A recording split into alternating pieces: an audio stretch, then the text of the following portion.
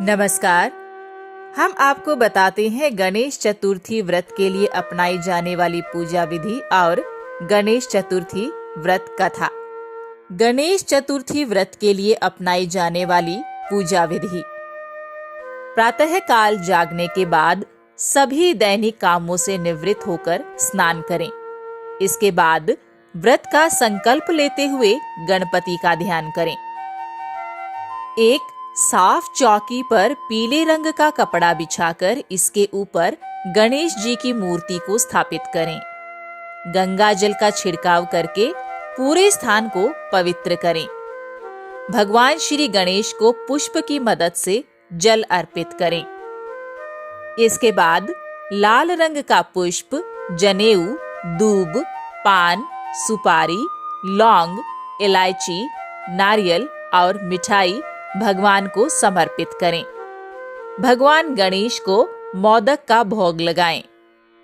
सभी चढ़ावा अर्पित करने के बाद भगवान गणेश का धूप, दीप और अगरबत्ती से आरती करें।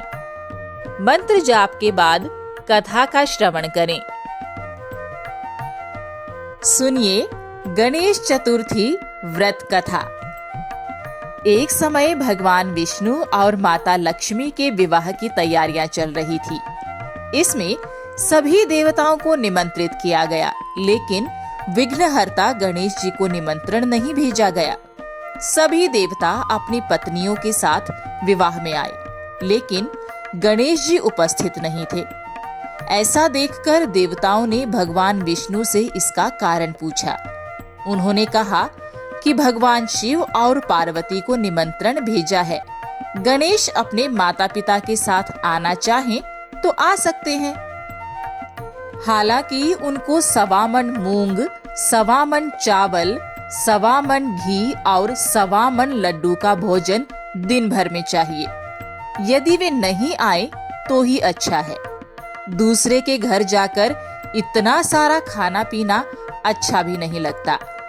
इस दौरान किसी देवता ने कहा कि गणेश जी अगर आए तो उनको घर की देखरेख की जिम्मेदारी दी जा सकती है।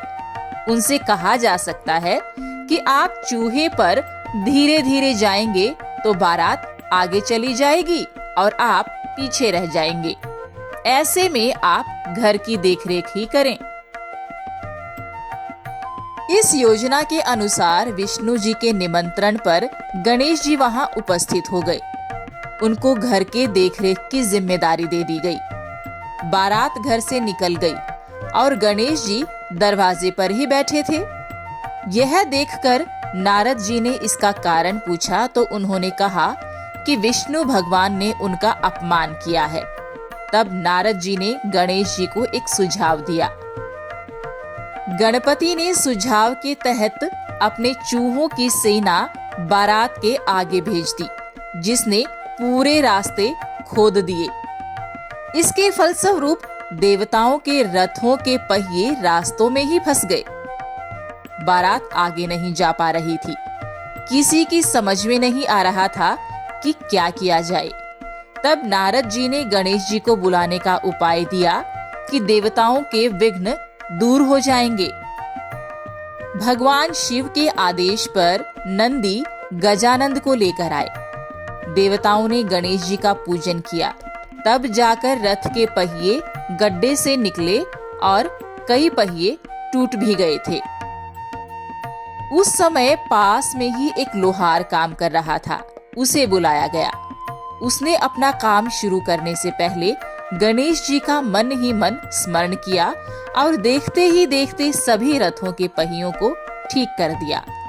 उसने देवताओं से कहा कि लगता है आप सभी ने शुभ कार्य प्रारंभ करने से पहले विघ्नहर्ता गणेश जी की पूजा नहीं की है, तभी ऐसा संकट आया है। आप सब गणेश जी का ध्यान करके आगे जाएं, आपके सारे काम हो जाएंगे। देवताओं ने गणेश जी की जय जयकार की और बारात अपने गंतव्य तक सकुशल पहुंच गई। भगवान विष्णु और माता लक्ष्मी का विवाह संपन्न हो गया।